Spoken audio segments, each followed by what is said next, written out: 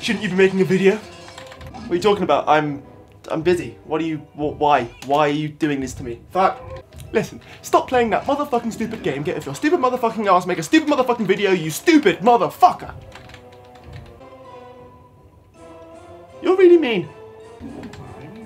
It's a gift.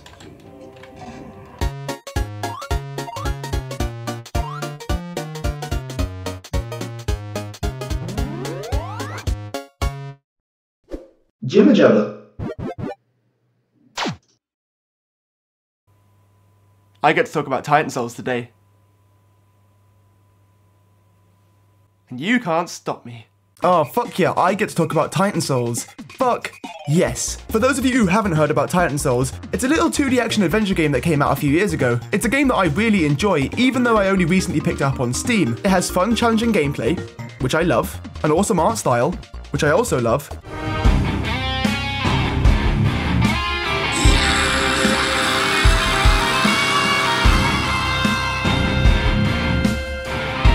as well as an interesting and somewhat cryptic method of storytelling, which has been my favourite method of storytelling ever since I first played Dark Souls. I talk about Dark Souls too much. But what have I really told you about the game so far? I mean, shit, I could be talking about a whole bunch of games by this point. So what's the defining aspect of Titan Souls, you ask? What's the real thing that makes Titan Souls stand out? Well, Titan Souls is a game entirely comprised of boss battles. Nothing but boss battles.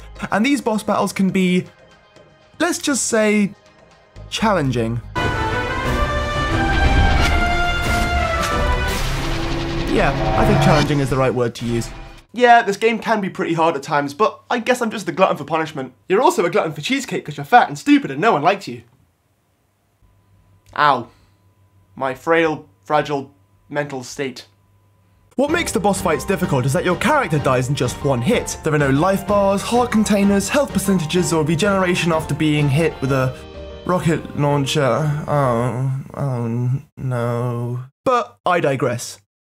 I'm sorry. In Titan Souls, it's one hit, death, and back to your last save point, but that's not all.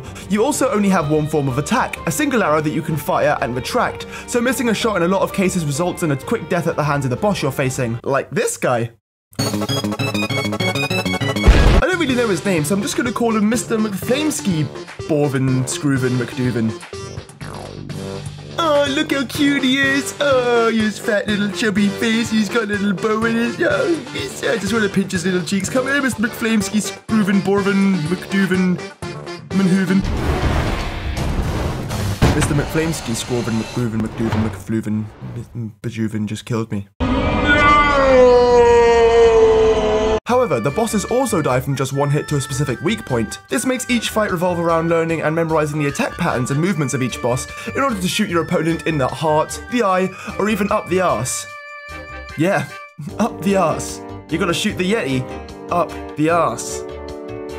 Okay, moving on from the whole arrow up the arse thing. These boss battles are not friggin' easy. They can be pretty damn unforgiving, and some bosses can even kill you within seconds if you aren't on your toes. Like this eye cube guy. You just walk right up to him, and dead. I dead. I mean, I really dead. There are so many ways you can die to the 19 bosses within the game. I mean, you could be crushed by big stone fists, impaled by falling ice shards, burned by plumes of fire, electrocuted while swimming, shot by big arrows, shot by bigger arrows, eaten by a living treasure chest, disintegrated by lasers, and even absorbed into a huge ball of goo. You're a huge ball of goo. I don't think I like you very much. Even though the boss battles can be pretty unforgiving, I still enjoy them. Every death seems fair, and nothing really comes across as cheap in my opinion. Like I said, all the bosses have patterns that need to be learned, so that when you do inevitably die, you can figure out what you did wrong and try to correct it with your next encounter with that same boss. And it's weird, I think a lot of people seem to have a problem with this kind of gameplay, but I actually really enjoy it. I mean, I love games that can challenge me to think about not just what my character is doing, but also the enemies I'm facing and the environment I'm in. Not to sound pretentious, but I think this style of gameplay is massively underappreciated by the vast majority. I mean, just look at the amount of negativity this game has received on Steam recently. But in my opinion, a lot of these reviews seem to be really unjustified. As this one anonymous fellow actually wrote, 2 out of 10, a very promising concept that unfortunately seems to relish in its own too hard for you bullshit, and then goes out of its way to rub your nose in it. There's some mighty strong words for someone who hasn't even played 1 hour of the game. Yeah. Informative review, mate. Thumbs up. 2 out of 10. But seriously, I don't see this game as being unfair whatsoever. Even if you get into a new boss, step into the arena and get practically insta-killed, it may be frustrating, and yes, it may even get you going, oh, what the fuck was that bullshit? But all the while, the game is teaching you. After that experience, are you going to activate the fight right next to the boss ever again? No. That would be dumb. And you would be dumb if you continued to do so. So yeah. Just be patient and try and learn from each death rather than claiming the game is unfair or relishing in its own too hard for you bullshit. Another thing that people seem to have an issue with is that when you die you have to spawn outside of the boss room and you have to run back to it each time, and I can kind of understand that criticism. I mean, it gets kind of tedious, but I mean, it's a little annoying, not too bad, I can understand it. But honestly, it never really bothered me. I kind of felt that it gave me a chance to collect myself before immediately diving back into another fight. And it's not like the distances between the save points and the boss arenas are that big to begin with in the first place. What, like them at most 20 seconds away? And people think I'm lazy. You are lazy. Shut your stupid face! We have the same stupid face. But I have the better hat. Even though I really do enjoy the difficult boss battles in Titan Souls, as well as the unlockable modes you get once completing the game for the first time, I wouldn't personally say they are my favourite thing about the game.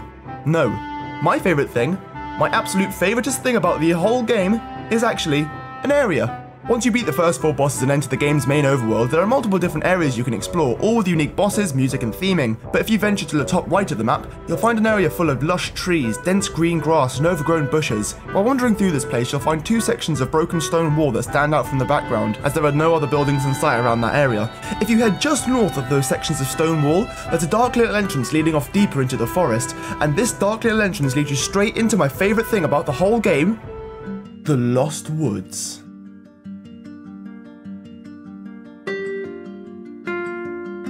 I absolutely friggin' love the Lost Woods, and even though it's a small little area and can be finished in less than 30 minutes on your first playthrough, I can honestly say it's my favourite thing about the whole game. I don't know, maybe it's the cool look of the area or the calming music that really gets me to appreciate it, or maybe it's all the little secrets you can find, but I think I'm getting slightly ahead of myself. Once you enter the Lost Woods, you come to a clearing where you see 4 old stone pillars marking where the area's checkpoint is located. The checkpoint indicates that there are 2 bosses to find within the woods, but with no map and no real bearings, it's very easy to get lost and wind back up in the same place you started. If you pick the wrong direction, you find yourself back at the pillars, so in order to find out where the bosses are located, you have to explore. The area functions a lot like the Lost Woods in Ocarina of Time, and it's not stolen. It's definitely not stolen. It is heavily inspired.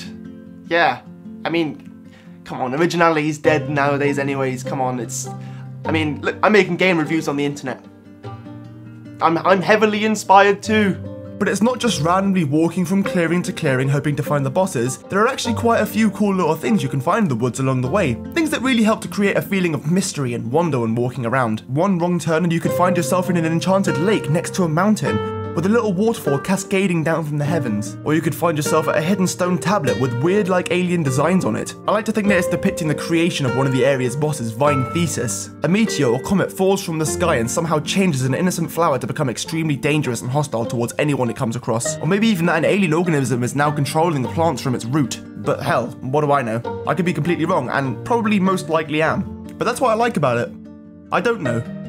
It's cool, and mysterious, and weird, and more adjectives. And that's really the thing about the whole area. The reasons I like it could all be completely unjustified. Like this lake could just be a lake, with no elements of being enchanted or magical or cool in the slightest. It could just be a bog standard lake. And this temple could have just been put here simply to house a boss battle. But fuck it, I like using my imagination. It really brings the area to life in my eyes and contributes to the style and atmosphere of the game. I mean, it's not just my imagination that does that, obviously. For starters, just listen to that music. Doesn't it sound like it fits with the area? Doesn't it sound tranquil and mysterious, as if you've stepped into an old enchanted forest with relics of an ancient society scattered within it? Of course it does, and it does this subtly, without having to ham-fistedly shove storyline down your throat. In fact, the Lost Woods really does just allow the player to use their imagination to try and fill in pieces of the story. How long has this ancient temple been here? And furthermore, how long have these woods been here? Was there an ancient civilization that used to inhabit the forest? Or has the forest just reclaimed part of this world? Why are there giant flowers and mushrooms that are trying to kill me? Are they just defending themselves? Am I the bad guy in this situation? Okay, maybe I'm dissecting this a bit too much. I don't know, I just really like this area. It makes me happy. So if you haven't played Titan Souls and think you would like it, I would highly suggest taking a walk through the Lost Woods and experiencing the magic of the forest. Oh, come on, it's clearly ripping off Zelda. I mean, like, the level itself is based on the Lost Woods. I mean, it's pretty much identical in terms of the way you get around. And the boss, like, the fucking vine boss thing that you're talking about, it's pretty much the same boss from the Forbidden Woods in Wind Waker. I mean, you should really think about what you say before you open your stupid mouth. I mean, you're such an idiot. You've got to think about what you're doing.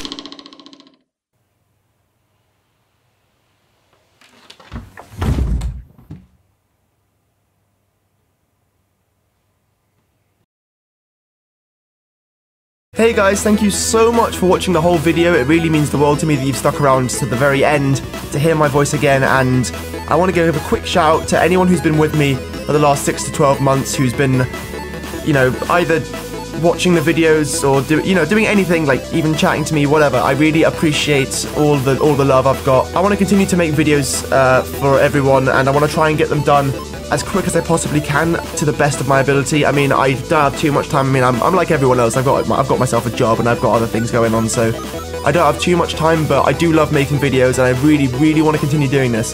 So thank you again so much for watching, and I will see you guys in the next video. Peace out, guys.